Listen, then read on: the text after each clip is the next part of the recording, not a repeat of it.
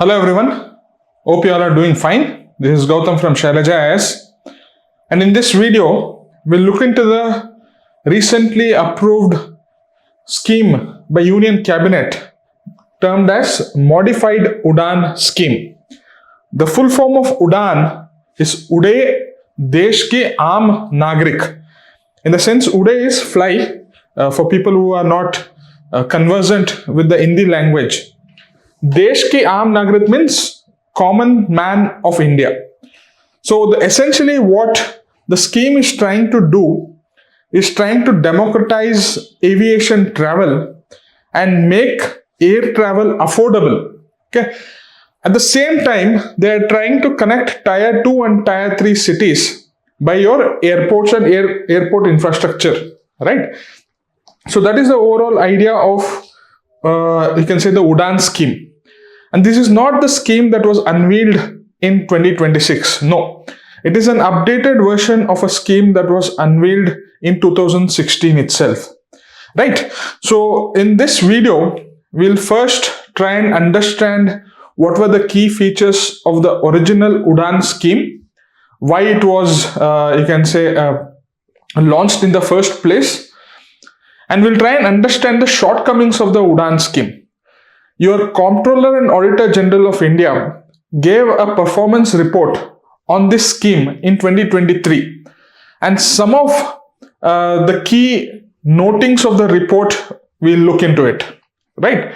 And we'll move on to understand the key features of the new modified scheme, and is the scheme really enough to address the shortcomings that was mentioned in your CAG report. Now, coming to the origins of the scheme, first and foremost thing, as I told you in the beginning, it was launched on October 21, 2016, and it was launched with the objective of democratizing aviation, primarily to connect your tier 2 and tier 3 cities by air travel. Right now, India is a massive country in terms of its size, in terms of its population. But the majority of the travel is happening either by road or by railways.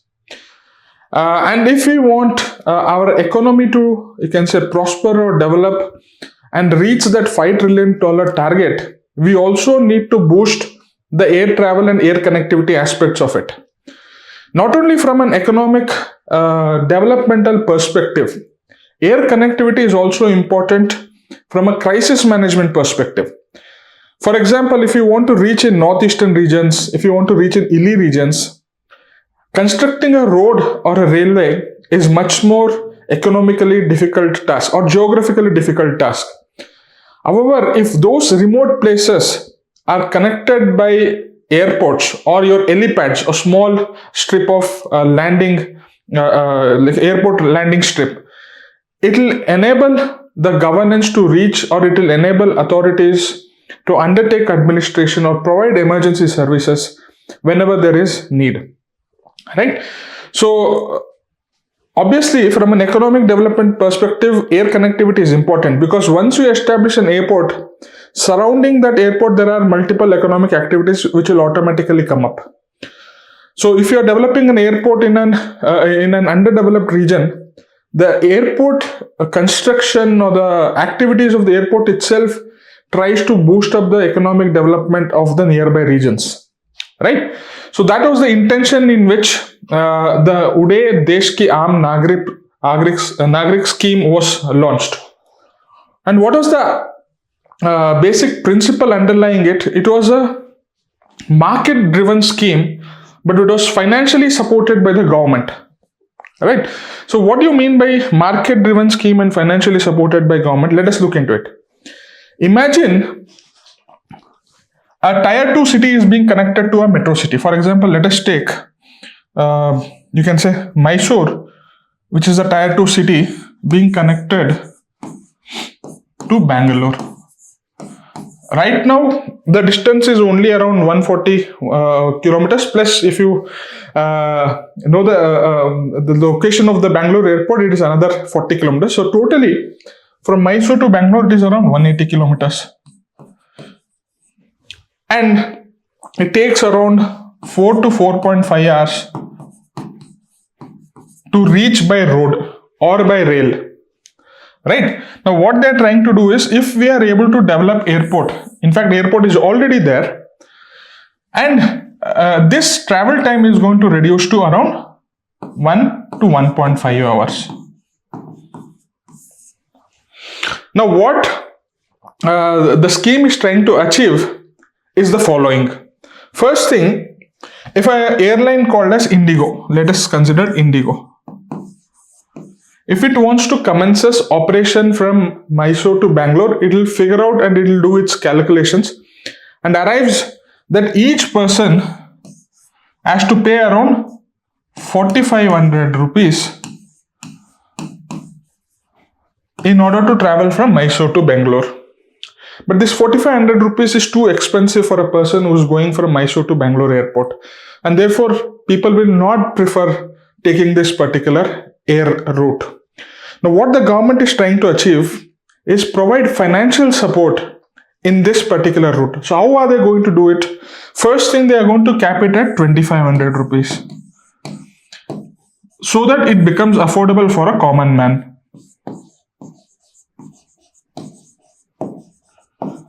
Now you might ask, if only 2,500 rupees is being collected by the Indigo Airlines, what is happening to the remaining 2,000 rupees? Are they going to bear loss? And do you think any commercial company will undertake losses and continue its operations? No, it will not be feasible. So the remaining 2,000 rupees, they are trying to somehow provide concessions.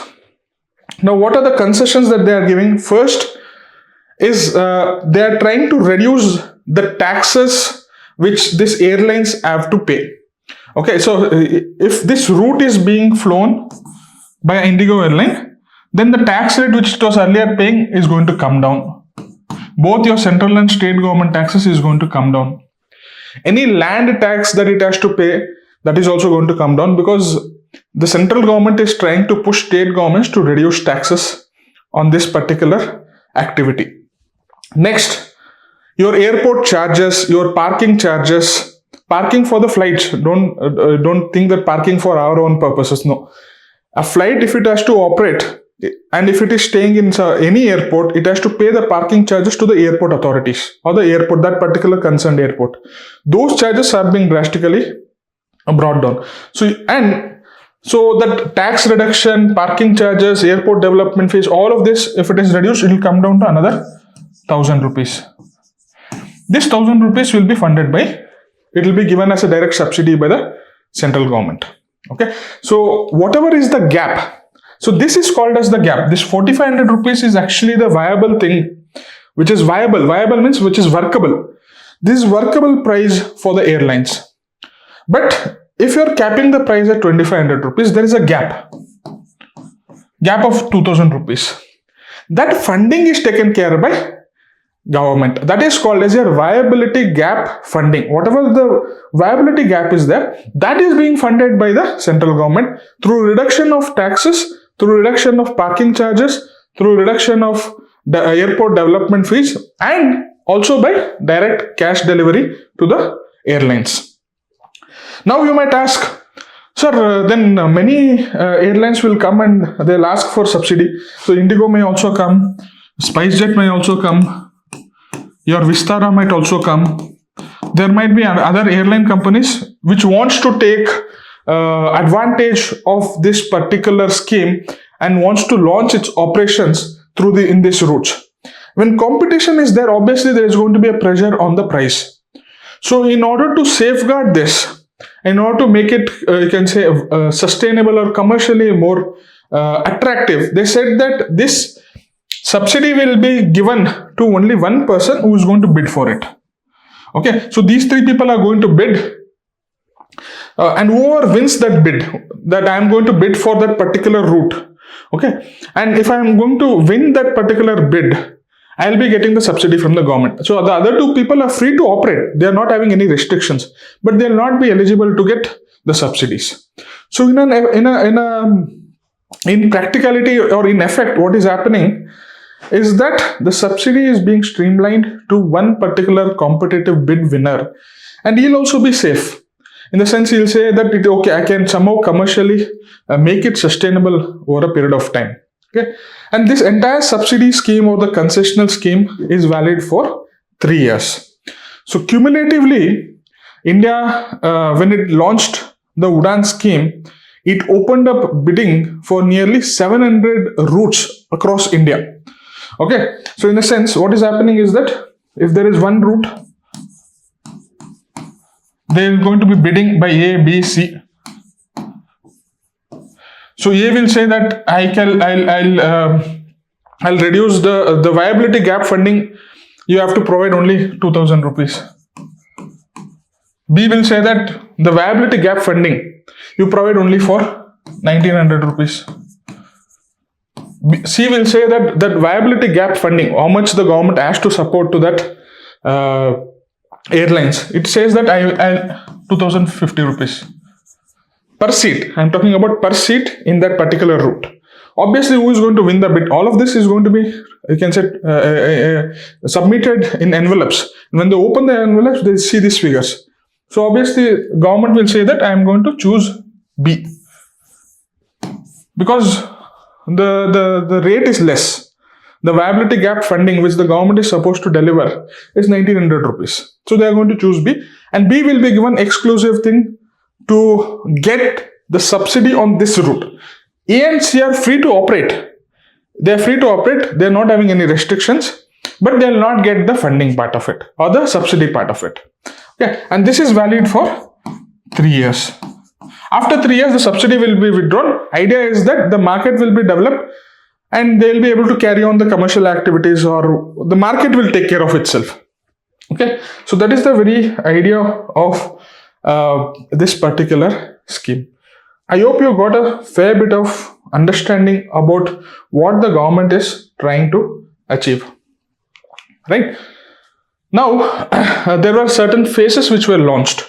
Okay, so phase 1 was that. Phase 2, they said that we will also include helicopters under the ambit of the schemes. There are multiple hundreds of helipads all across the country. Okay, helipad can be established even on the top of a building, or helipads can be established in a small hilly region. So those will also be coming under the ambit of this scheme. Seaplanes and tourist routes were brought in under the ambit of the schemes. They were eligible for these routes and for bidding and for concessions and subsidies. Northeast and region was given focus in UDAN 4.0. Okay, so the next version of it. So successive versions are trying to address what were the concerns that were identified in the previous versions. And UDAN 5.0, it said that we'll also cover small aircrafts which are under 20 seats to be eligible to get the benefits under this scheme. Right? So that is how the evolution of UDAN scheme took place. Now, what were the shortcomings? It was identified by 2023 CAG report. First thing is that 774 routes were awarded under UDAN 1 and 52% never commenced operations. Almost 52% they did not even start the operations. They said that you are eligible, you have won the bid, you are going to get subsidy if you operate under this particular route, but they never commenced operations because it was not made commercial. It was not. They did not have the confidence to operate it in that market conditions. Why? Primarily because people were not booking tickets, or they did not have the confidence that people will book tickets. Okay, take the example of Mysore, Bangalore itself. Very few people are aware about it. It doesn't make economic sense from a consumer perspective, because I have to travel to that place, spend another 1.5 hours for that security arrangements. Then I have to reach Bangalore airport, undertake again security arrangements. So it is a bit inconvenient for me in this particular route to go by air. Rather, I would prefer railway or a personal road transport. Right? So 52% never commenced operations because of lack of demand or because of lack of confidence in the market. Okay? Out of the 371 that did, 112 completed 3-year concession period.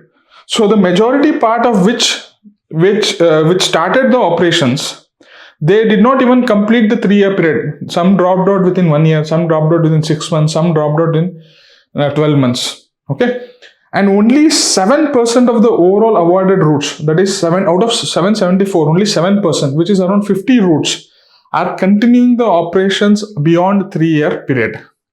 These are some of the notings or the key identifications of the CAG performance audit report. And they also say that there is a weak underlying demand which is not giving confidence for these airline players to start the operation or to even get the subsidy under the scheme. Okay, weak underlying demand is one of the important you can say shortcomings of this particular scheme, of why it did not yield the results that was expected out of it.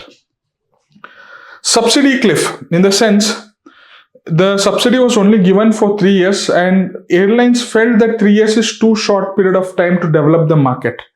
So they felt that subsidy should have been for a much longer period of 5 years. See, even out of, as I told you, 370 airlines routes that were operated, only 54 continued the operation after 3-year period.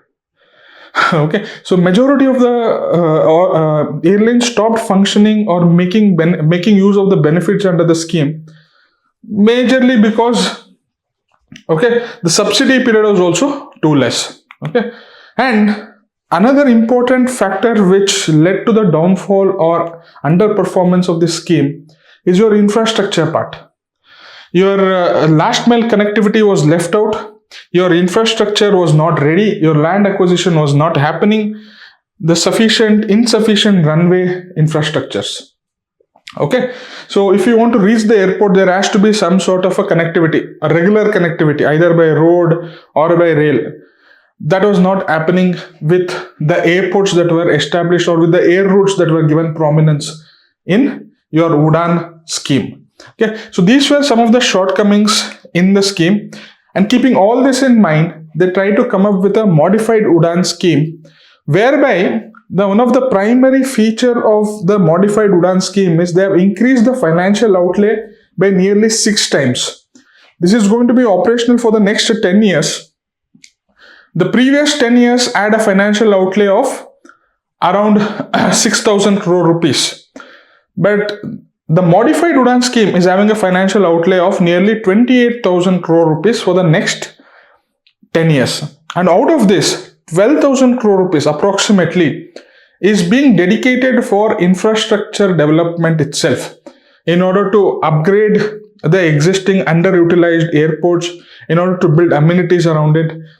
So they are trying to focus more on building the infrastructure part of it. Second thing, they're saying that they've understood or they listened to the problems of the industry, and they said that yes, subsidy period is too low. We are going to increase the subsidy period from 3 years to 5 years. They have included that as well. So there is a big financial push, big infrastructure push, and subsidy period is also increased. Right? Also, there is a now special focus on your helipads and helicopter routes, and the dedicated 3,500 crore rupees is now being allocated for development of this helipads, and their objective is to develop 200 helipads all across the country. Major focus or major objective is to use these helipads to provide emergency services like health or disaster management.